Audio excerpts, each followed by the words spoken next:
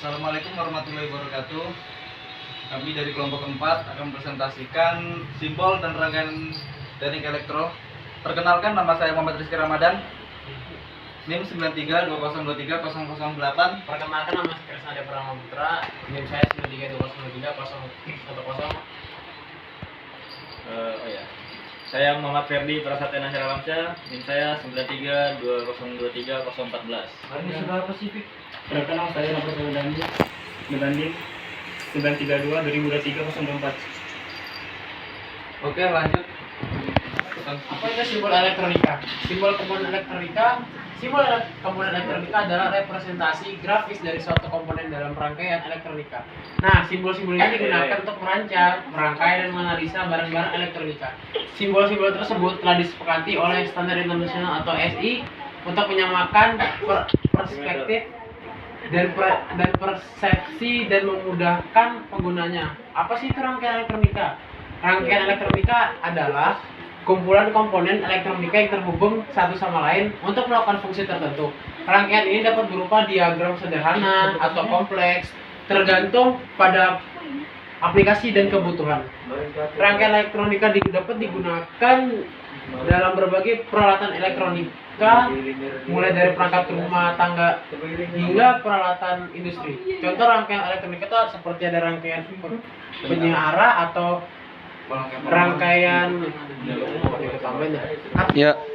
Contoh rangkaian elektronika, rangkaian penyiara, penguat, rangkaian osilator, dan rangkaian sensor.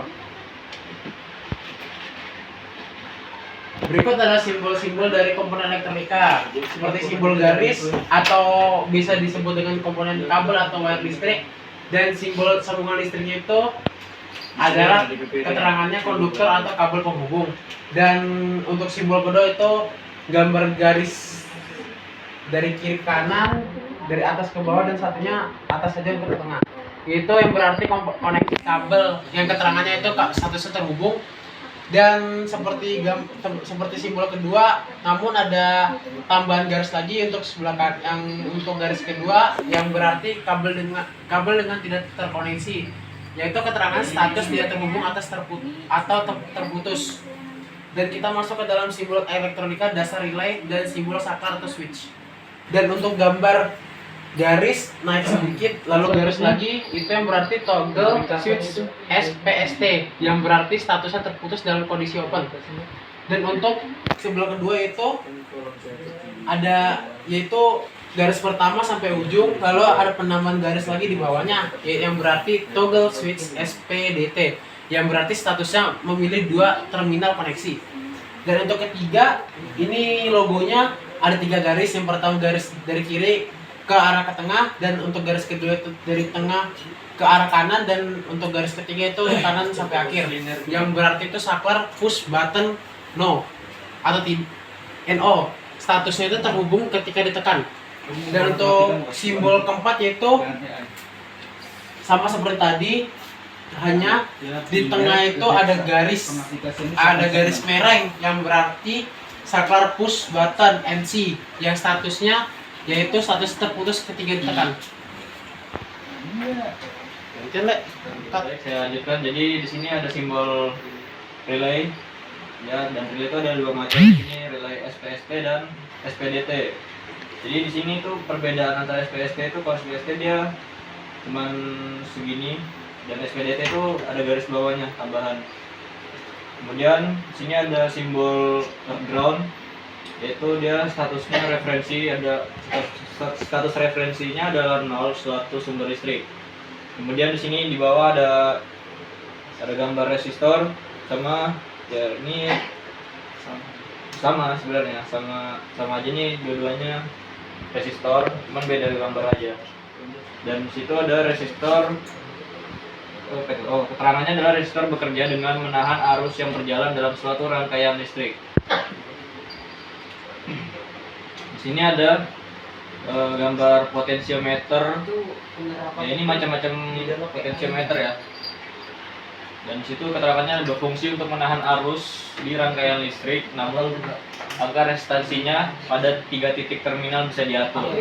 Kemudian di sini ada variabel resistor. Variabel resistor itu berfungsi untuk menahan arus di rangkaian listrik, namun angka resistansi pada dua titik terminal bisa diatur. Kemudian ada kondensator bipolar, ya seperti ini simbolnya. Keterangannya itu gunanya menyimpan sebuah arus listrik untuk beberapa waktu. Kemudian ini ada kondensator bipolar, ya.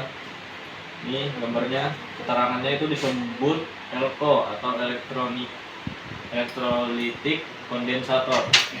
Kemudian di sini ada kapasitor yang berpolar, keterangannya disebut ELCO atau ya sama kayak tadi kondensator bipolar juga. Kemudian di sini ada variabel kondensator, kapasitor yang nilainya pada kapasitansi bisa diatur. Kemudian di sini ada coil, gambar coil, ya. Jadi coil itu komponen ini bisa menghasilkan medan magnet saat arus listrik mengalirinya. Kemudian di sini ada induktor beserta inti besi. Keterangannya itu kumparan ini memiliki inti besi seperti halnya dengan trafo. Ya, kemudian ini yang terakhir ya. Kemudian yang terakhir adalah ada induktor variabel juga. Jadi keterangannya itu di sini lilitan ini angka induktansinya bisa diatur.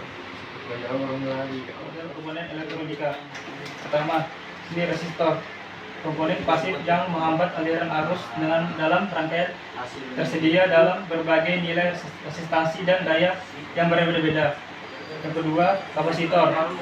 Komponen pasif yang dapat menyimpan dan melepaskan muatan listrik tersedia dalam berbagai kapasitansi dan tegangan kerja. Yang ketiga, induktor. Komponen pasif yang menghasilkan medan magnet ketika arus mengalir melaluinya, digunakan dalam rangkaian yang melibatkan perubahan arus. Yang keempat, transformator.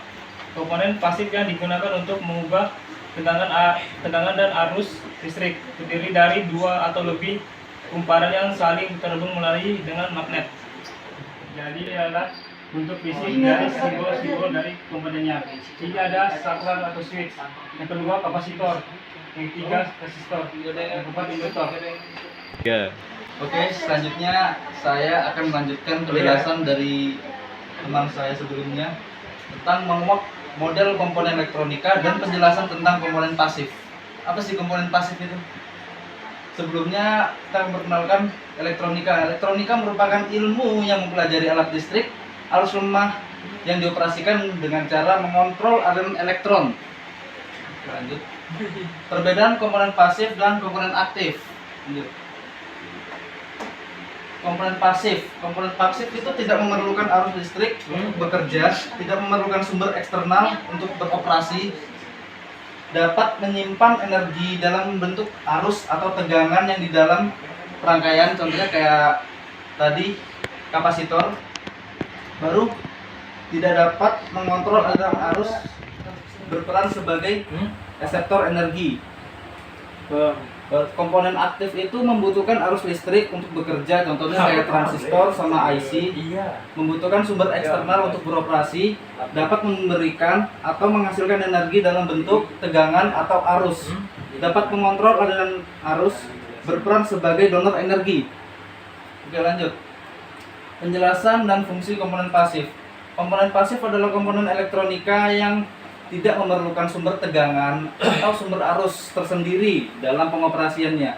Mereka memanfaatkan energi atau daya yang ada dalam rangkaian. Beberapa contoh komponen pasif adalah resistor, kapasitor, induktor.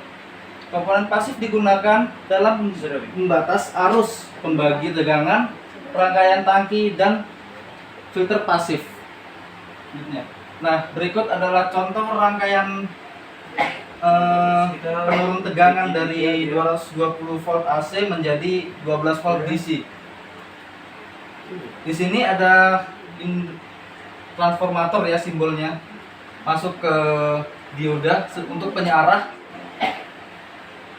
Lalu di sini ada kapasitor untuk memfilter tegangan agar gelombangnya lebih stabil. Lanjutnya ada IC regulator di sini untuk menstabilkan tegangannya. Lalu di terakhir ada kapasitor lagi. elko ya dua-duanya ya. Karena di sini sudah DC dia.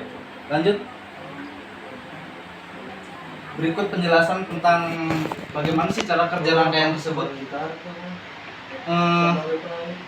Rangkai awalnya dari listrik AC bolak-balik alternatif current ya. Di sini ada arus bolak-balik karena dia ada dioda di sana. Jadi harusnya searah nih, dipotong bawahnya, hilang. Ini naik ke atas. Nah, ini cara kerja dari kapasitor ya. Arus loncat turun, dia karena dia menyimpan energi sementara, pas turun dia ikut turun tapi perlahan. Karena itu jadi tegangan lebih stabil. Oke, lanjut. Dan sekian dari presentasi kami kelompok 4. Mohon maaf bila ada kesalahan dalam bicara. Mohon maaf, terima kasih. Assalamualaikum warahmatullahi wabarakatuh.